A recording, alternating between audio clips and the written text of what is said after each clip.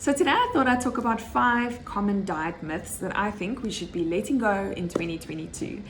These are very common, and I've seen people get very frustrated and confused about these myths that are ever present on social media and also when you're talking to friends and family. So let's jump right in. So the very first myth, and you probably guessed it, is that carbohydrates causes weight gain. Okay, so this is a myth we need to be letting go. Carbohydrates are not the worst thing on earth. They unfortunately have gotten quite a bad reputation in the past few years, and that's mainly because of the fact that we're not using them in the correct way. So carbohydrates, we've made multiple videos on why they're important, so it's very important to remember that we need carbohydrates in the diet. They give us fuel, they give us fiber, they give us a lot of vitamins and minerals and so forth, and they're convenient, so we need carbohydrates in the diet. So carbohydrates, remember things like your rice, oats, your fruits, certain dairy products, your your starchy vegetables like sweet potato, butternut, and so forth, all fall under the carbohydrate group. So there's a common myth going around that if you cut out your carbohydrates out of your diet, you will lose weight. And to an extent, that is the truth. You will lose weight, mainly because you're cutting out calories, because you're cutting out a whole food group. So we see that there's a significant weight loss when you decrease your carbohydrate intake, mainly because you're decreasing your calorie intake. And we know to lose weight, we need to decrease the amount of calories that we consume compared to the amount of calories that is actually burnt, right? The other thing is also we see that when you reduce your carbohydrate intake, we often lose water. Now, that's not necessarily a good thing. It's not a sustainable weight loss way. We actually want to lose fat, not water. Okay, so we can debunk that myth. We need carbohydrates in the diet. We just need to make sure that we are choosing the lower GI options. In other words, the unrefined, unprocessed, or minimally processed carbohydrates, and making sure we are sticking to smaller portion sizes, because that is usually where we go wrong. So the second myth is that training in a fasted state is better than training in a fed state. In other words, training on an empty stomach is going to help you lose weight. Now, in theory, yes, that is correct. We will be losing a lot more fat, or using your fats stored in your body to actually fuel that energy or that exercise that you are embarking on an empty stomach. However, it isn't really something that's sustainable, and we see that the risks or the cons outweigh the pros for training on an empty stomach.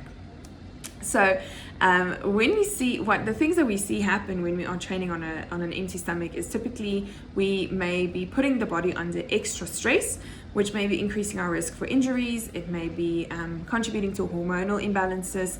It actually will reduce your performance. In other words, you won't actually be able to do that training session as good or as well as you would have been able to do it if you were fed, or if you ate something before you trained. And it's usually what we see is that's not really sustainable. So what happens is that people end up not exercising anymore, which is even worse. So rather than training on an empty stomach, eat something small before your training session so that you can really put all your effort into that training session, really benefit from it, protect your body from injuries and hormonal imbalances, and really enjoy that training session. The next myth is unrefined sugar is better than refined sugar. Now, to an extent, yes, that is correct. So an example would be honey is better than sugar. Now, honey typically would be better than sugar, mainly because of the medicinal properties that honey has extra to sugar. But it is very important to remember that you can't use honey and agave syrup or maple syrup or coconut sugar or whatever the case may be just freely and as much as you want and think that it's not going to have an impact on your weight or on your health. That is not the case. Even though it's unrefined and natural and so forth, it's still going to have an effect on your weight, mainly because it still contains glucose or still contains sugar, and it still contains calories. So yes, where you can, replace your refined products with unrefined products, but still be mindful of the portion sizes. And just because it's healthy or natural, or you buy it at a health food store, does not mean that it's free to use as much as you want. The next myth is that certain foods help burn fat. So this is also very common, and this is usually when you go to Discount at the beginning of the year, you'll see a lot of specials or a lot of emphasis and marketing placed on your fat burners or those types of supplements also. And the main thing with that is, yes, it might have a slight benefit, or it might actually slightly help you burn a little bit more fat, but the risks, unfortunately, does not outweigh the benefits when it comes to these products. So consuming excessive amounts of green tea or caffeine or supplements that are made to improve your metabolism or burn extra calories, or thermogenic supplements and so forth, are actually not worth it at the end of the day, because of the fact that they may actually be increasing your risk of developing certain things and health issues that we don't want. So again, the effect is so minimal, it's actually not worth it at the end of the day.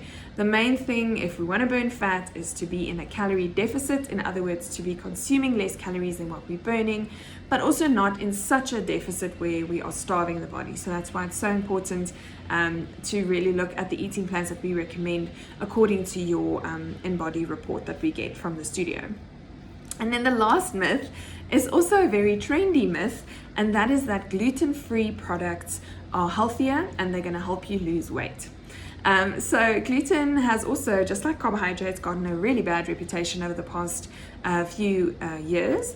And the main reason for that is that people are realizing that for certain people that gluten actually may be irritating their gut a little bit, or causing a few other symptoms and so forth. And that is true. Certain people are intolerant to gluten, and certain people are allergic to gluten, like for example if you have celiac disease.